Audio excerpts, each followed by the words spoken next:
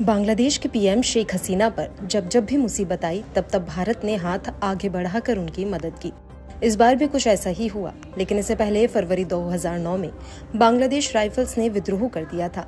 इस दौरान बड़ी संख्या में बड़े सैन्य अधिकारियों, उनके परिवारों की हत्या कर दी गई थी। ये बांग्लादेश के इतिहास में सैन्य अधिकारियों के सबसे बुरे नरसंहार में से एक साबित हुआ। हसीना तब 2 महीने पहले ही देश की प्रधानमंत्री बनी थी और रक्षा विभाग भी उन्होंने अपने हाथ में रखा था। जब उन्हें खतरा महसूस हुआ तो उन्होंने भारत को याद किया। भारत ने बचाई थी शेख हसीना की कुर्सी।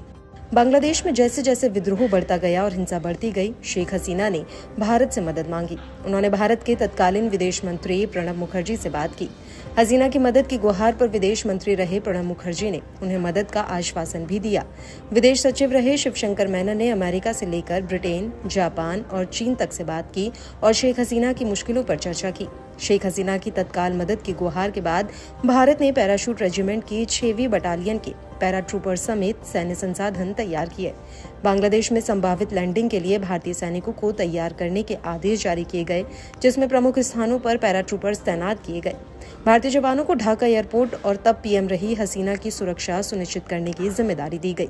तो ऐसे साल 2009 में शेख हसीना की कुर्सी बची और 2009 से ही वह बांग्लादेश की प्रधानमंत्री थी। इस बार भी शेख हसीना के लिए भारत ने ही मदद का हाथ आगे बढ़ाया है। बांग्लादेश में तख्ता पलट के बाद शेख हसीना का हेलीकॉप्टर सीधा भारत के अगरतला में लैंड हुआ। बांग्लादेश की प्रधानमंत्री शेख हसीना अपनी कुर्सी छोड़ने के बाद चॉपर में सवार होकर ढाका से निकली।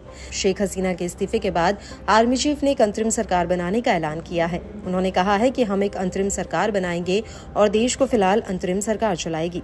इसके अलावा आर्मी चीफ ने सभी दलों की बैठक भी बुलाई है।